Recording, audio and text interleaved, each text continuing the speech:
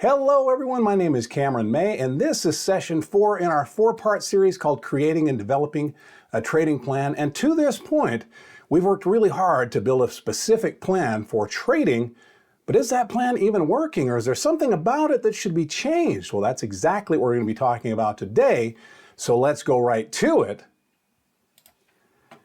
So today, session 4 is all about trade plan performance assessment, determining whether a trade plan is working or whether it needs to be refined. Now, before we dive into this, I'm going to issue a final invitation to you. If you're not following me on X, it's a great platform to connect with me when I'm not doing a video or a live stream. You can find me there at Cameron May CS. It's also the best place to connect with your very favorite presenters from Schwab. We also need to bear in mind the risk associated with investing. Risk is real. The information here is for general informational purposes only. Should not be considered an individualized recommendation or endorsement of any particular security, chart pattern, or investment strategy. While this webcast discusses technical analysis, other approaches, including fundamental analysis, may assert very different views. All investing involves risks, including a loss of principal, and any investment decision you make in your self-directed account is solely your responsibility. All right. So let's recap where we've been and what we're tackling today. This series has been all about constructing a specific trade plan that is custom tailored to any individual trader's preferred approach. So in session 1, we reviewed trade style, time horizon, and position size. Really, that's the what to buy and how much to buy. Then we moved on to when to buy through a discussion of entry strategies. Then we got into a discussion of exit plans. That's the when to sell part. And finally, we're going to be assessing whether these plans are actually working. The trader should make a habit of looking back over their existing trade plan, see if it's functional, see if maybe it needs to be changed. So we're going to be going through an example, trade plan performance assessment. Okay, and that's going to be done through a series of steps.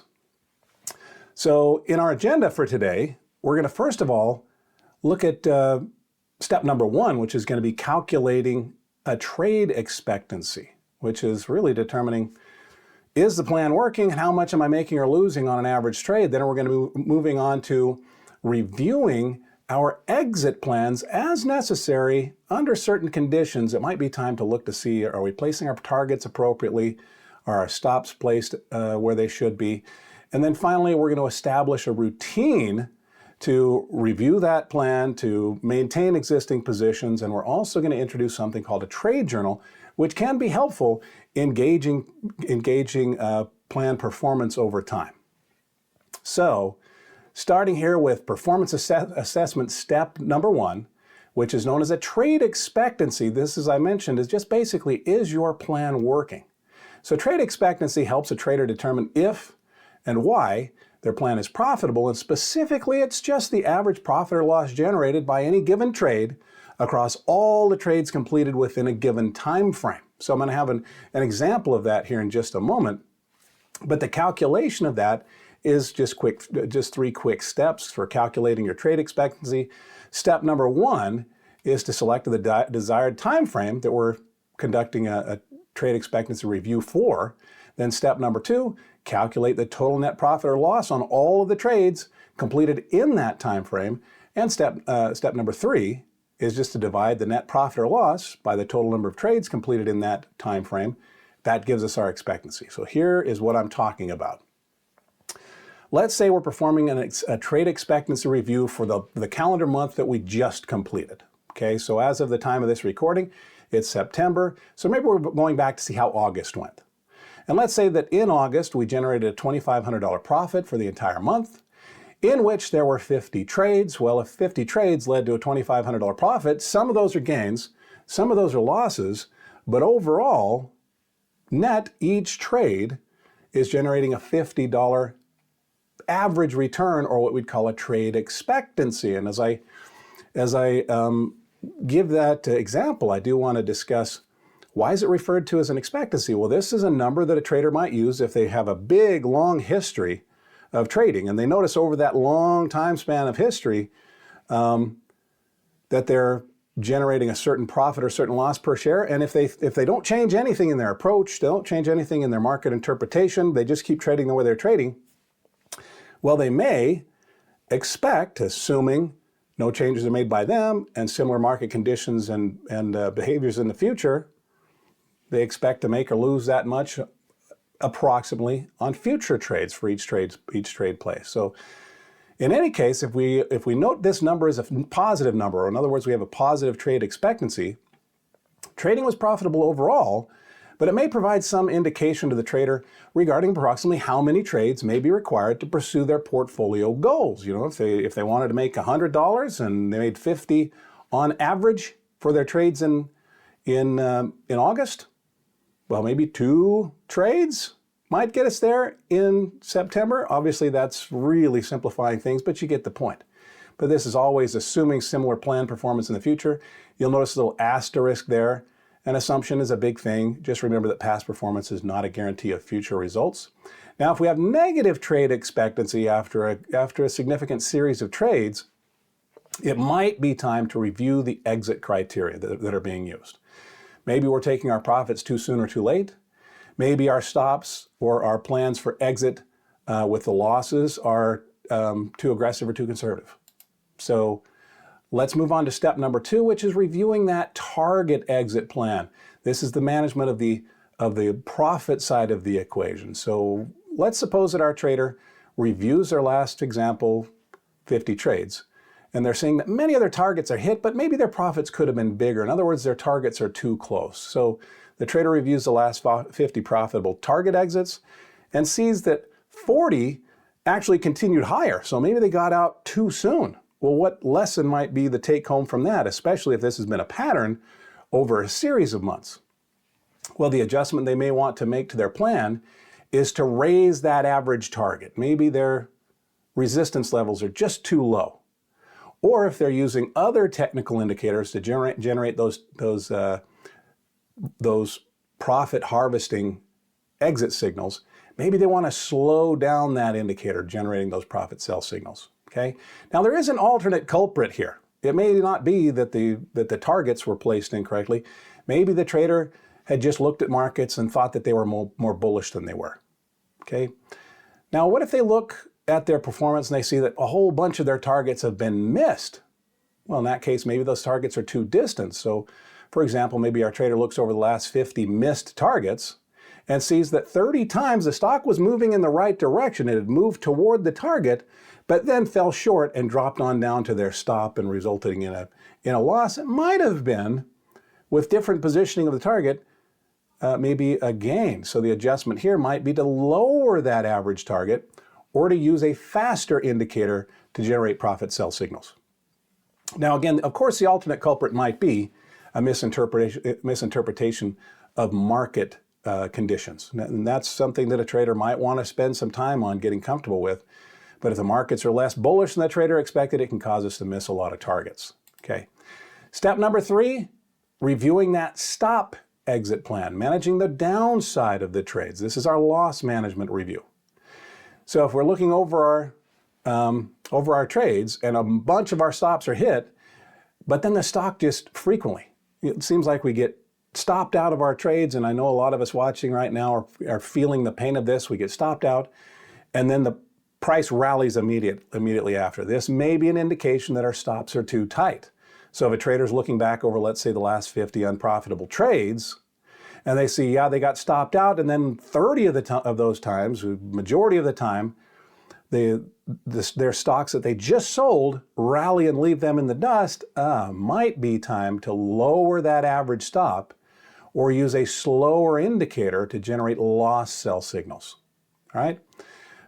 And turning to the markets, though, markets can also explain this sort of behavior. We can have a bunch of stops that otherwise seems to be appropriately placed, but maybe the trader just wasn't anticipating as much market volatility as turned out to be the case. If the markets are more volatile than the trader expected, it can cause a lot of these whipsaw events. Okay? Now, if we see that many of these stops are hit and the stock just continues to fall, well, that might sound good. All right, so we got stopped out a bunch of times, but it prevented loss. Well, if the prices continue to fall, maybe there might be a lesson that the trader needs to be using tighter stops so that each time we're hitting those frequent stops, we're just not taking as large of a hit. So if a trader reviews the last 50 unprofitable trades and sees that 40 stocks continue to fall after that exit, maybe they raise that average stop, see if it reduces the amount of loss per share or per trade, or they use a faster indicator to generate those loss sell signals. And of course, markets, one more time, can be that alternate culprit. Maybe the markets were just more bearish than the trader expected. So they got in at a time when stocks were set to fall anyway. Maybe they were already falling, and they just felt like they were already doing, and the trader just got stopped out in an otherwise bearish market. So each of those decisions, though, might lead to little tweaks, hopefully little refinements that might be made to a trade plan, hopefully improving that plan's performance over time. That would be the objective. Well, regardless of how the currently as constructed trade plan is performing, or the refinements that are made, a trader also might want to include in their plan a routine to keep that discipline going and to keep that refinement of that structure improving. So step number 4 in the performance assessment is to establish a routine. And some of the considerations for establishing a routine, we might have routines for that trader on a daily basis, on a weekly basis, on a monthly basis, and on a quarterly basis. For example, on a daily basis, we might check our watch list for maybe those single session traders are looking for entry signals, or swing traders are looking for those entry signals.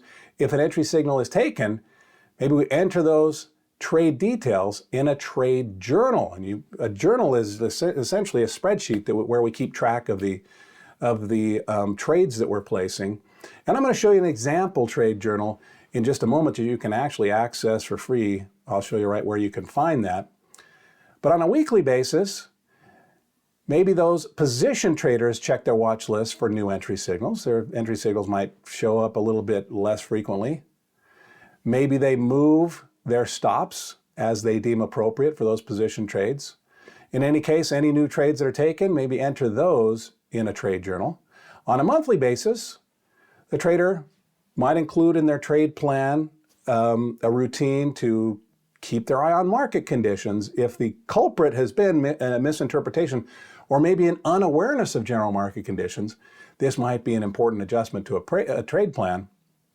Check the market conditions for significant changes, and that can vary from one trader's opinion to the next, but also maybe any new and significant news that are developing.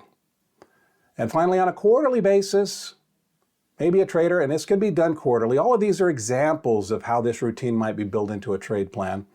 But let's say that our trader decides on a quarterly basis, that's when we're going to conduct that trade performance assessment after a series of trades have been allowed to build up, entered and exited, and then they can make an informed decision regarding any adjustments that they think need to be made regarding their exit plans.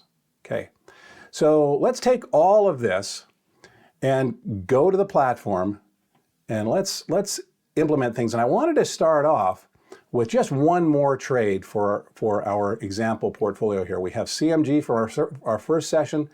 We have MTCH. Actually, that was from session 2 and session 3. No, it was session 1 and session 2. In any case, let's add a third. And I want to make sure that we include all of the elements. Let's first of all get something from our scan results. So we can pop over here in the left column. We can go up to our watch list, and we have our swing trade scan that was saved here. And one that I noted here was CNQ. That was one of the stocks in our watch list. Okay? So what we know about that is it meets all of those parameters that we outlined in that first discussion. Okay, so I'm going to close that up, and now let's perform our technical analysis. First thing the trader might look for is trend, and we note here trend on CNQ has kind of widened into relatively similar highs and similar lows. You'll notice we're kind of what we call channeling here between about $32 to the downside, $37 to the upside. And if it's in that trader's plan that a stock needs to be either uptrending or sideways trending, hey, we've met that apparently here, sideways trending. Okay, next step is where is support? Well, it looks like our support or our price floor seems to be around 32. We've fallen from 37 to 32 recently. Rather than trying to catch a falling knife, maybe our trader is looking for a bounce. In our example plan that was looking for a close above the high of the low day, it looks like we had a low day here on the 16th of September. A close here on the 17th would have been nice had the trader been paying attention on the 17th. Well, as of this session, I'm recording on the 19th, so we might have missed a truly more optimized entry. This highlights the point of paying attention on a day-to-day basis. But let's say our trader's going to take that position on the evidence of a qualified stock as determined by the parameters from their trade plan that were entered in the scan. The stock is meeting their trend requirements, it's meeting their support resistance requirements, it's meeting their candle by candle requirements. We have an entry signal, so we're going to go buy. Where might we take our profits? Well, among other things, a trader might look up to previous resistance levels. Let's say we're going to plan to take profit up there at 37. Where might we take losses? Well, if price slips back down below the reason for entry, maybe it's time to get back out. For a swing trader, maybe they put a stop order a few dollars or a few percentage points down below 32. To be consistent with how we've done this in previous discussions, let's say we go 2% below that 32 level. 2% below 32 would be 64 cents below 32. In other words, 31.36 if my math is correct. So our stop might be somewhere. Let's draw a line kind of visually representing that stop. Let's pop it in close enough, right there. Kind of giving the idea of where we might be selling. So this is a complete plan. Why we're buying, why we'd take profits, why we'd take losses. Let's go place that trade. So we're going to go to our trade tab, CNQ. Let's right click on the ask price. And I showed you last time how an OCO order can be added to an existing position. But also we can enter that here on this trade tab. So I'm going to choose buy custom with OCO bracket. And one final check that I want to perform here as we're looking at this, let's put in the values that we calculate. First of all, how many shares might we buy? Well, with the stock trading around 33.75, right? We determined that we would invest $10,000 per trade. So 10,000 divided by 33.75-ish. It's about 296 shares. Forgive me, I'm going to round that to 295. Okay? Sometimes I just like using the round numbers to illustrate these concepts. Let's click on the broken chain link and change that to 295.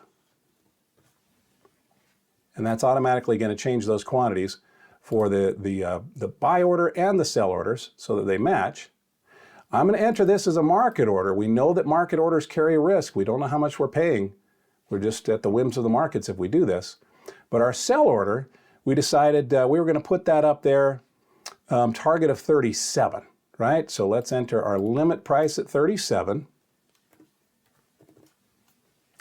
Make that a good till canceled order. And our stop we decided would be down there at 31.36. Make that a good till canceled order. Now the final check that I wanted to make is assuming we buy at 33.75-ish.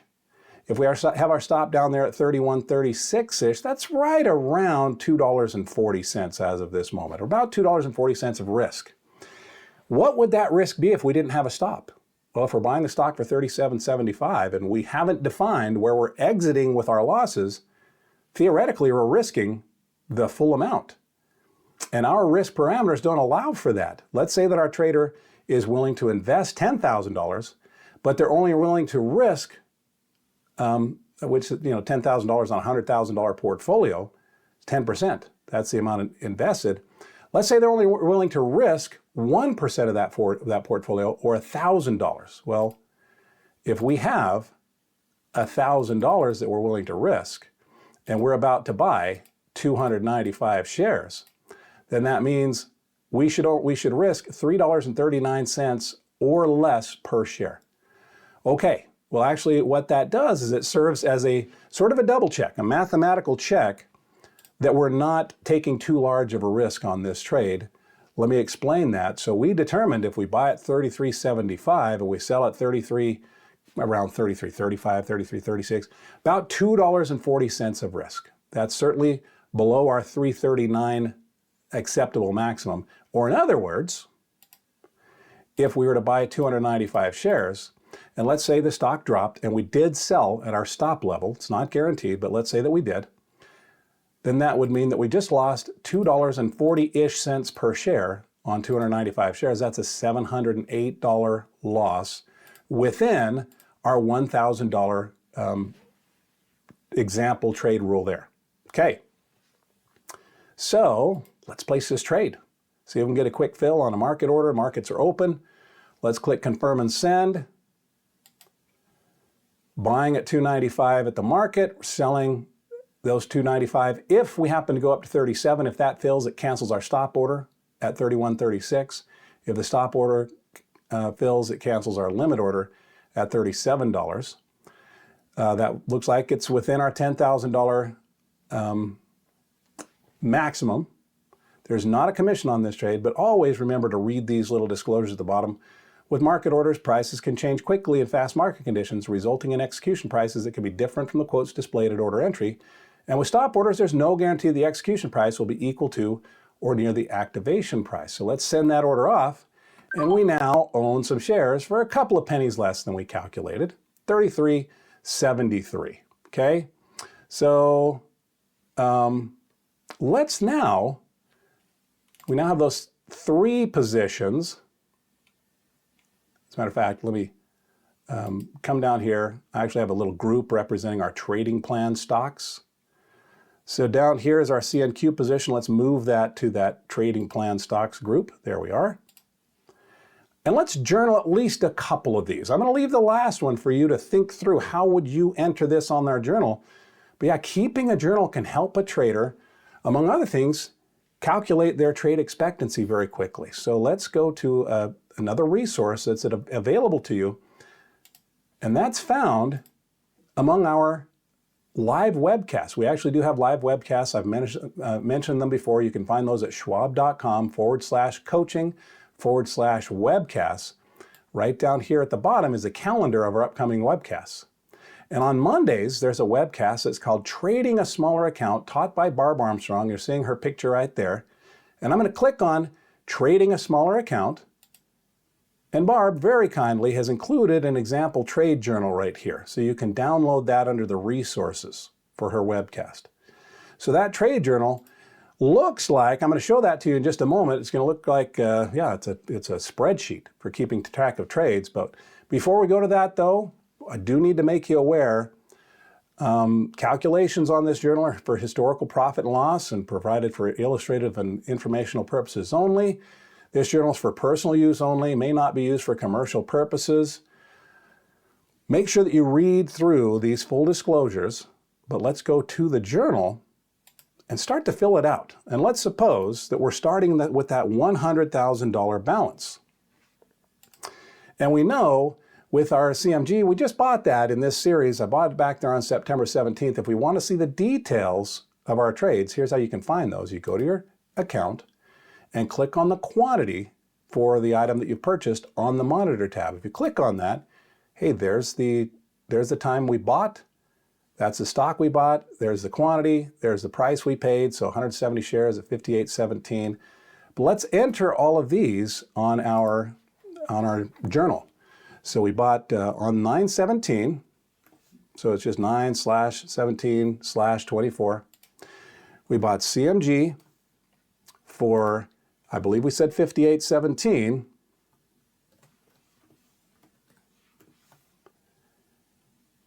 And we bought, let's get that in the correct column, bought 170 shares at $58.17. And we also bought on the 18th, we bought some shares of MTCH, 277 shares at, I believe our purchase price was $36.04. Okay. Now, there were no commissions on either one of those, so we don't need to enter that here, but there can be commissions on some types of trades. But just to revisit, if we go back to the logic of these trades, with CMG, we had a target price up here, and you can see that order waiting for it, Target price up there at 65, and our stop is down here at 55.57, just below our support. So there's our CMG logic for our trade. It's traded in keeping with our trading plan. And MTCH, we entered on a support bounce with a target up here at $39. Our stop down there at 33.81. So let's roll the clock forward for just a moment. Let's assume time has gone by, and maybe by the time you're watching this video, you can see how this played out. I don't know, but it'll be interesting to see. In any case, let's say that we're moving toward the end of September. Let's say it's September, 27th. Is that even market day? I don't care. It's just an example. But let's say that we sell on the 27th and we actually hit our stop. Okay? We sell all 170 shares and we had our stop there at, just reminding myself, 55.57. No commissions paid. And with the MTCH trade, maybe it takes a little bit longer, but it works its way up. Maybe as we get into October, again, I don't know whether October 10th is a market day or not. That's just for this example. But let's say we sell those 277 shares and we hit our target of $39. There we go. What this trade journal automatically does is it tallies up losses on CMG, gains on MTCH. It nets the gains and losses, divides that by the total number of trades. In this case, it's only 2. And it shows us this bottom line figure up here, 188.96. Between just these two very small sample size, that we would consider this to be our current trade expectancy number. So 2 trades, maybe not statistically significant, but if we'd done 100 trades, we might glance up here at our trade journal and say, oh, after 100 trades, my average trade, winners, losers, everything considered, maybe I'm making $50. Then the trader might be able to use that $50 to project out, well, what if I had a certain goal? $500, $1,000, whatever. That might tell them how active their trading needs to be. Also, if it's a negative number, maybe we need to do some serious revisiting of our exit plans. In any case, with that, we've actually accomplished everything that I set out to do today. In this session 4, we've calculated our trade expectancy, we reviewed our exit plans, talked about the conditions under which a review might be necessary, and we've established a routine and even began maintaining a trade journal. So a little bonus there thrown in to close out this series. I hope you've just enjoyed this discussion. Guys, I really appreciate your attendance in this series. I do want to make you aware of some other resources that I hope you're taking advantage of. Number one, if you have enjoyed the season or the series, make sure that you're following us on X. My handle there at Cameron May CS. This is the best place to connect with your favorite presenters at Schwab. But also, make sure that you're checking out our daily, as long as the markets are open, we're delivering daily webcasts on a range of topics, and you can find those on our Trader Talks Schwab Coaching Webcast YouTube page. So follow us on X. Make sure that you're subscribed to our YouTube channel. You can find the playlist for previous webcasts here, or you can join the live streams right here. We'd love to have you in either. But that's going to do it for me. I'm going to set you loose. I do hope you've enjoyed all 4 videos. It's been my pleasure to deliver them to you. I will look for you in a future webcast. I'll also look for you on X. But whenever I see you again, until that moment arrives, I want to wish you the very best of luck. Happy trading. Bye-bye.